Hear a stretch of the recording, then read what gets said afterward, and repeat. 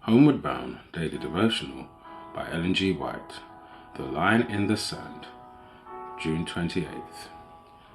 And he that keepeth his commandment dwelleth in him, and he in him, and hereby we know that he abideth in us by the Spirit which he has given us. 1 John chapter 3, verse 24. After the warning against the worship of the beast and his image, the prophecy declares, "Here are they that keep the commandments of God and have the faith of Jesus." Revelation chapter 14, verse 12. Since those who keep God's commandments are thus placed in contrast with those that worship the beast and his image and receive his mark, it follows that the keeping of God's law on the one hand and its violation on the other will make the distinction between the worshippers of God and the worshippers of the beast. The special characteristics of the beast, and therefore his image, is the breaking of God's commandments.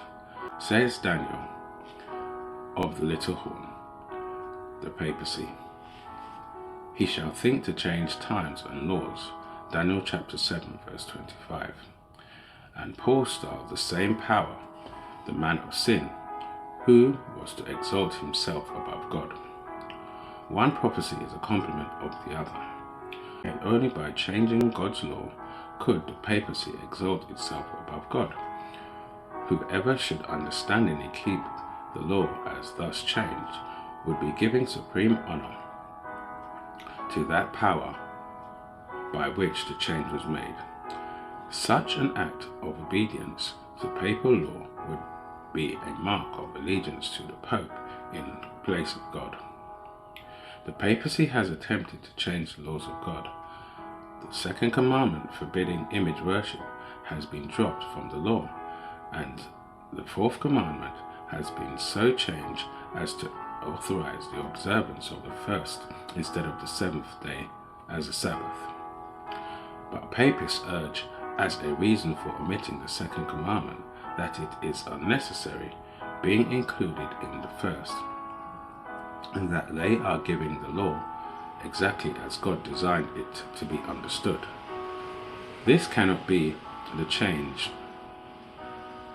foretold by the prophet.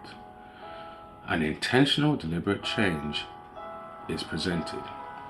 He shall think to change times and laws. The change in the fourth commandment exactly fulfills the prophecy. For this, the only authorized claim is that of the Church.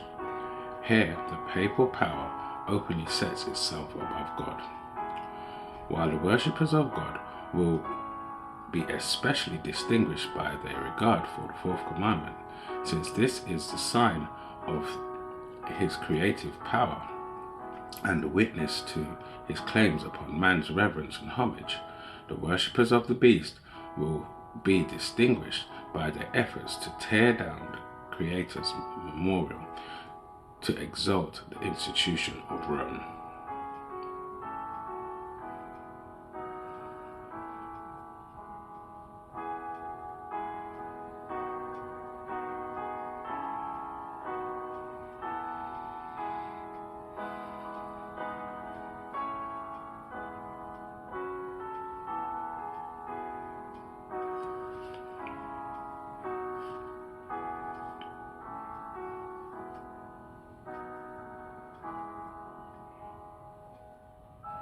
Homeward Bound